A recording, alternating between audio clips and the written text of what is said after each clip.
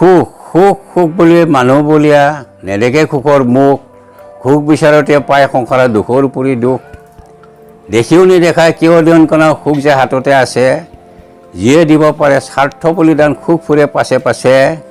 অকল নিজৰ নিমিত্তে নহয় ভাই পৰৰ কাৰণেও ভাই পৰৰ কাৰণে খাটিব পাৰে সংসাৰ সুখৰ ঠাই বিখौ मोननानै आं गोजोनदों गोसोआव थादों आरो मोनसे जाबाय धुलि कणा মই आं जेनेबा हाद्रिबाला जिदिना मरि মই সিদিনা বাৰু জগতৰ কেনে হানি হ'ব মৰিলোনে আছো এই কথা কেনে পৃথিৱীত কিমানেই জানিব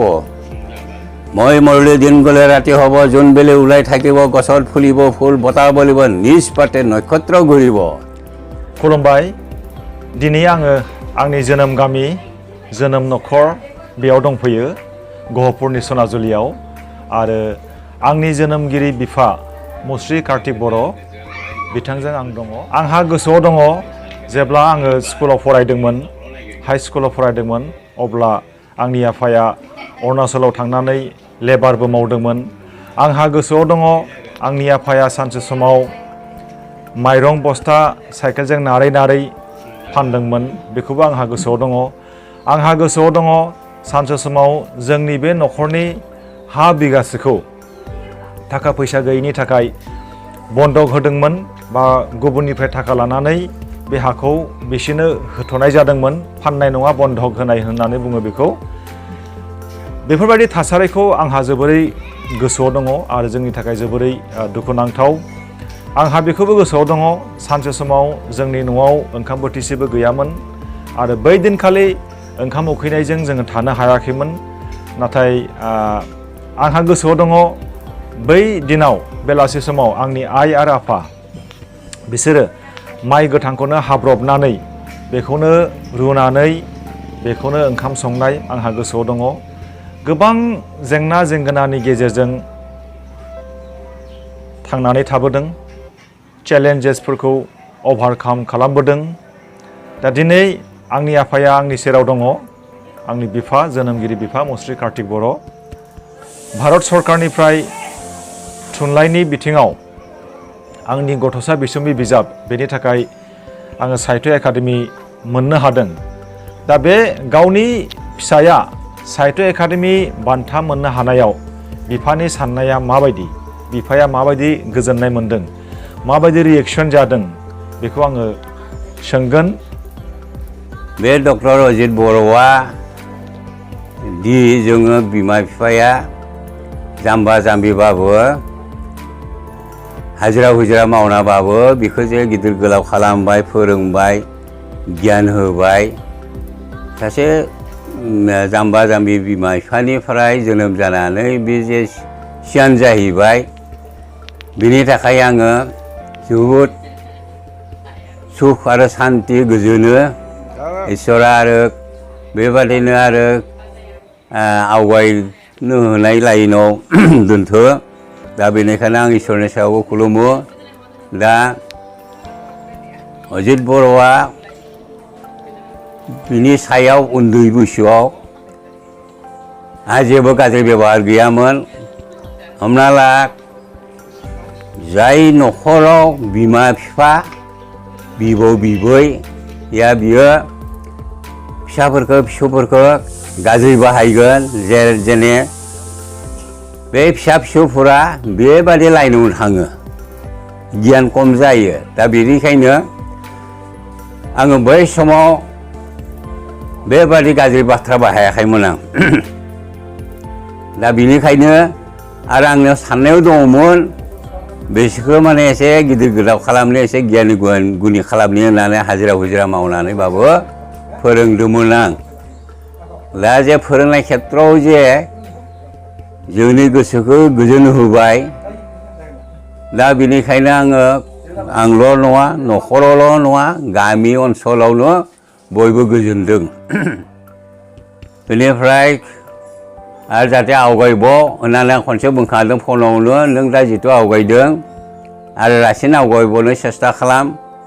ओमफ्राय गाव होनदों मा सेस्था खालामनि ओरै होनदों दा बेनिखायनो आंहा जोबोद गोजोननाय दङ बिमाबो गोजोननाय दङ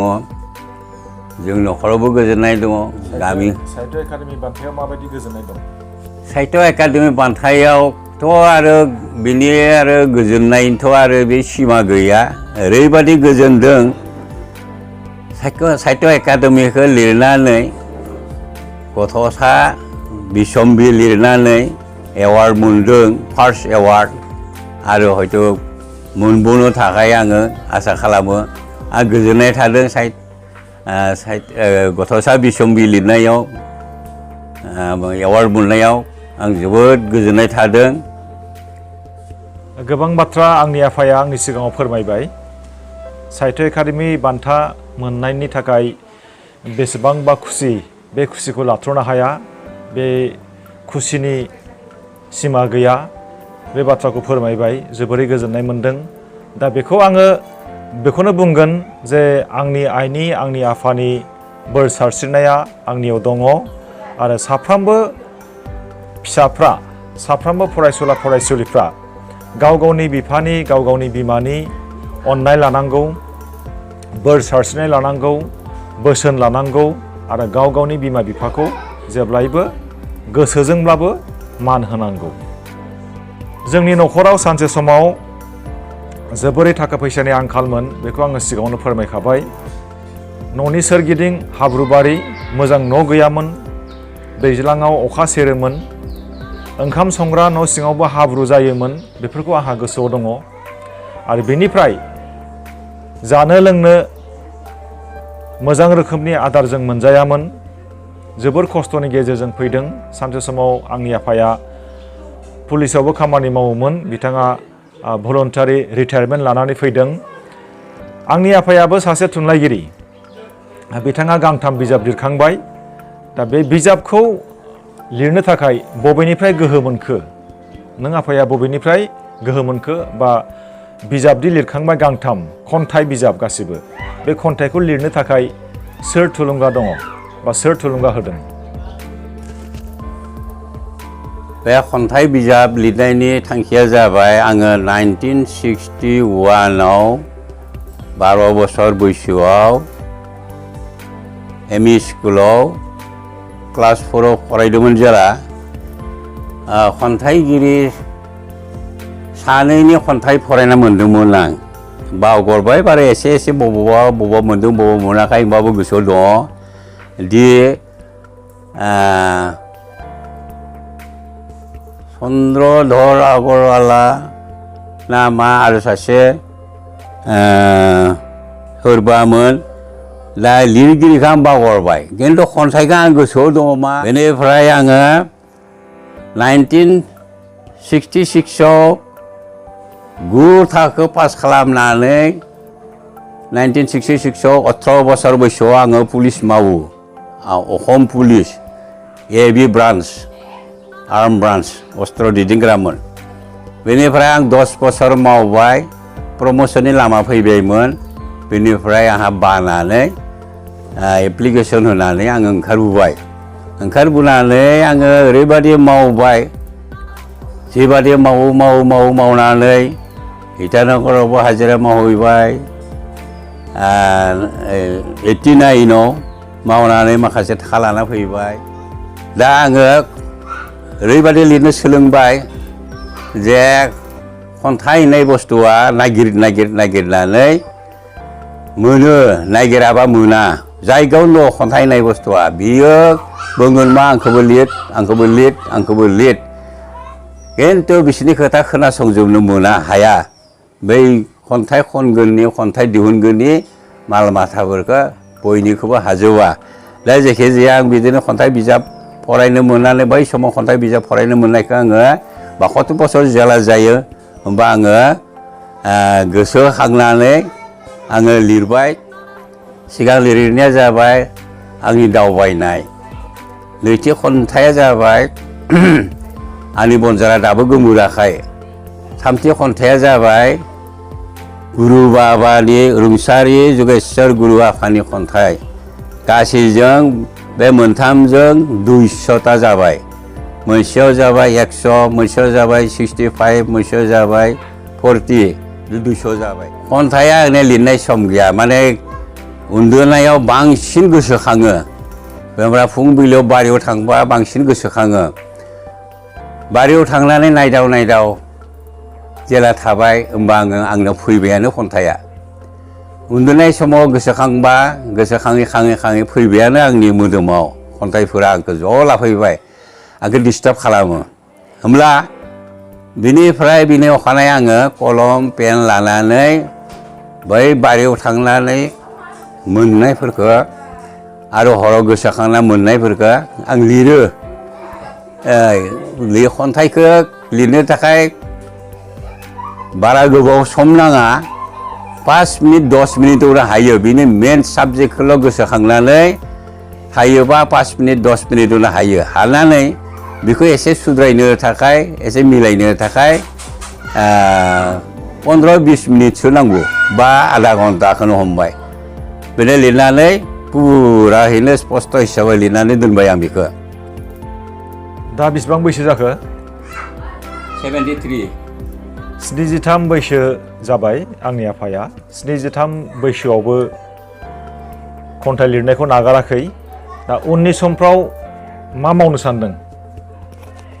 उननि समफोरावथ' आरो देहायानो जाला जिरायनायानोसै आंनि खामानिया होमबाबो एसे एनै जि हायो बेखौ मावनानै बेनिफ्राय मेंबा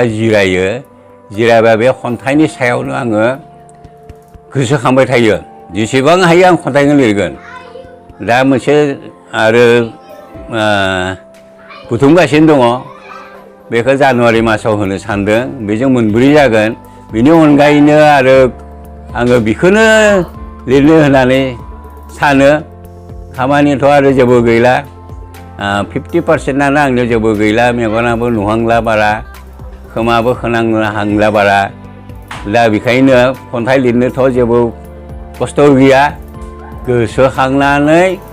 लानानै सियाराव आराम लिरगोन जोबनायाव आङो आंनि आफानिफ्राय माखासे बाथ्राखौ आङो मिथिनो लुबैदों दानि लाइमोन सेंग्रा सिख्लाफोर एबा फरायसुला फरायसुलिफोर माबायदि जानांगौ बिसोरो बारा गाजा बारा धेमालि बारा तामसा फर्ति सालुन बालुन बेफोरखौ दाजा नोंसोर धैर्य हम नोंसोर दानि मुगानि सेंग्रा सिख्ला नोंसोर गोजों लामा नागिर धोरोमनि लामा नागिर गियाननि लामा नागिर फराय नोंसोरो जेसे हायो फराय गारनो नाङा नागारब्ला जाम्बा जाम्बि जायोबा नोंसोर न'खरावबो गासैबो बिदिनो जानोबो हागौ दा बेनिखायनो नोंसोर मोजाङैनो फराय गोरों मानसिजों रायलाय गोरों मानसिखौ नाय बिनि थाबायनाय खोथा बाथ्रा खोनासं आरो ओमफ्राय सोलों खाथियाव थांनानै सोलों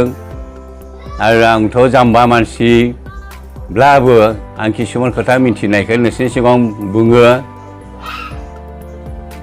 दा बे खोथाखौ लानानै किसुमाना आंनि खोथा मानियो बेनिफ्राय मानिनायखाय आंबो बिसोरखौ थुलुंगा होनो खोब मोजां मोनो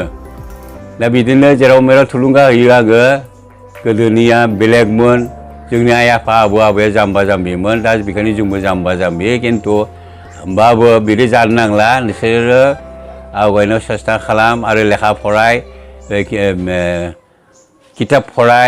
किताब फरायबासो नोंसोरो गियान मोनगोन सोर माबायदि लिरदों सोर माबायदि थादों बेफोरखौ गियान मोनगोन फरायालासेनो ओरैनो गावनि क्लासनिखौल' फरायबाबो जाया एसे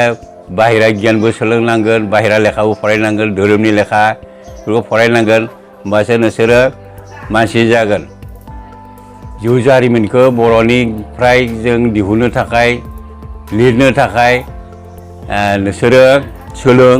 देनां बोरायबा बुरिबा थैना थांबा नोंसोरनि जिउ जारिमिन थालांगोन नोंसोर थैना थांगोन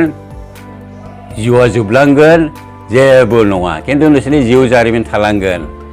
नोंनि नाम लिरजागोन नोंनि नाम बाख्नायजागोन दा बेखायनो थैना थांबा दलद दलाद फबजानाय बेखौ जानो नाङा नाम थानाय जिउ जारिमिन थालांनाय बेफोरखौ मावनोसो होननानै आङो जथेस्थ' आङो गियान होयो गथ'फोरखौ आं बे बोराय बैसोआव जेबो रोङाबाबो आं बेखिनिखौ आङो बुंनो जथेस्थ' आंहा पावार दङ आरो रोङोबो हायोबो बेफोरखौ बुजायनो गथ'फोरखौ आंनि आफानिफ्राय गोबां बाथ्राखौ आं मिथिनो मोनबाय बिथाङा सासे खन्थाइगिरि महरै गावखौनो फसंथानो नाजागासिनो दङ बोराय बैसोब्लाबो लिरनायखौबो दोनथ'वाखै बिथांनिफ्राय जों मिथिनो मोनदों जे खन्थाइखौ जोङो बारि सिङाव बारि खनायाव अख्रां नायदाव नायदाव उन्दुनाय समाव बायदिसिना आयदाफोरखौ लानानै जोङो गोसोखांनानै जों मोनसे खन्थाइ महराव बेखौ जोङो सेबखांनो हायो। जोंनि साननायखौ जोङो खन्थाइ महराव जोङो सेबखांनो हायो, बे बाथ्राखौ जों मिथिबाय। आरो बेनिफ्राय लाइमोन सेंग्रा सिख्लाफोरनि थाखाय आंनि आफाया मोनसे बाथ्रा बुंदों जे साफ्रोमबो लाइमोन सेंग्रा सिख्लाफ्रा लेखा फरायनांगौ। लेखा फरायोबा मोजां जागोन, लेखा फरायोबा देरहासार जागोन, लेखा फरायोबा गोजोन जागोन। बेनिखायनो आं खावलायदों जे साफ्रोमबो लाइमोन सेंग्रा सिख्लाफ्रा जाहाथे गावनि फरायनायखौ आद्रा ससेयावनो नागारा लाब्लानो गोसो होथाबनानै जाहाथे लेखा फरायो। लेखा फरायनानै सोरबा बिजनेस माव, सोरबा आबाद माव, सोरबा साख्रि माव, सोरबा दैदेनगिरि जा, जायखिजाया मानसि महरै जों बे बुहुमाव थांनानै थानो थाखाय जोंनो सोलोंथाइ नांगौ। बे बाथ्राखौ आंनि आफानिफ्राय आं मिथिबाय आरो साफ्रोमबो लाइमोन सेंग्रा सिख्लाफ्रा जाहाथे बे बोसोनखौ फालियो बेखौनो आं खावलायबाय। बेनिफ्राय जोबनायाव आं मोनसे बाथ्राखौ बुंगोन जे आंनि आफाया आंखौ बोर होदों, आंखौ अननाय होदों, आंखौ थुलुंगा होदों, बेनि थाखाय दिनै आं देरहासार जादों। आरो इसोरा जाहाथे आंनो अननाय हरबाय थायो, जोंनि न'खराव अननाय हरबाय थायो, बेखौनो आं इसोरनि खाथियावबो आर'ज गाबबाय, खुलुमबाय।